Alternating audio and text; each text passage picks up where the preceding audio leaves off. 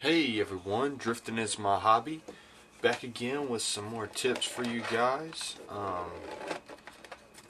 Same kind of stuff that's on the bench, just kind of a different little project. Still working on the carpet stuff, of course. The first thing I'm going to start with is tell you how everything's been going, pretty much what I've been working on. I haven't been doing a whole lot of nothing in the RC department, other than just working on a couple of the carpet cars and whatnot.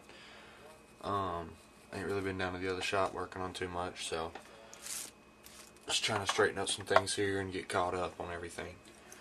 So that's the week of the catch up on that, or what I've been into. Pretty much nothing. As I said, just getting the carpet stuff together, getting ready for the carpet stuff. Already been into one race and getting ready for the next. On this video, this is video 9. I'm going to have Servo Safety, Transponder gadget, airbrushes for RC use, and safe Lipo charging. Like I said, this is video 9, so don't forget to subscribe. Questions, comments, leave them down below. And send me a message if you guys have any questions about the RC stuff. So let's go ahead and get into it. Let's do Servo Safety. Usually whenever you guys put in a brand new servo, you usually get a little kit with some of them, like servo horns and whatnot. Whenever you're installing these, something that you want to make sure that you install is them little rubber garments, because the servo doesn't like a whole lot of shock, and it's known that the servo doesn't like a lot of stress. They've done some tests on it and found out actually that it's better if you can actually cushion your servo as you're doing jumps or going over wild crazy turns or whatever the case may be. But if you want your servo to last a little bit longer, it's better to go ahead and be using them mounts. It'll save you some money in the long run. Alright, so let's get on with 2, the transponder gadget.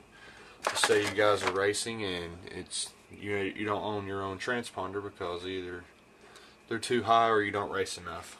My suggestion for that is that you're going to want to get a servo extension like this one right here, not very long at all.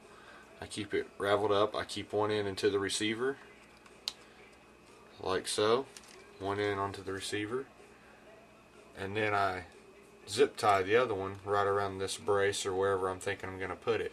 Now here's what I've done for my transponder. I've taken a little piece of 30 thousandths plexiglass and actually mounted it onto my front shock tower and drilled a little hole with my body reamer, and that's where my transponder goes, so I won't lose it, and it's right here in the front. So it's not like in the back or nothing like that. The farther the front you can get it, the better. So that way if it's right at the end of the race, you might get that little bit extra edge.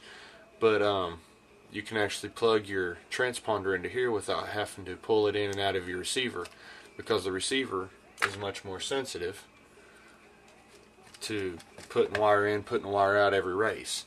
So it's better to have an extension, that way there's nothing to mess up except their transponder, and they can replace that. Alright, so let's get on with number 3, which is airbrushes for RC use. There's 3 or 4 different kinds of airbrushes, but the ones typically used would be the gravity fed, the suction feed, or what they also call the bottle feed, where you have a bottle and it goes down below right up into it. Okay. Also, there's a single action air gun and a dual action.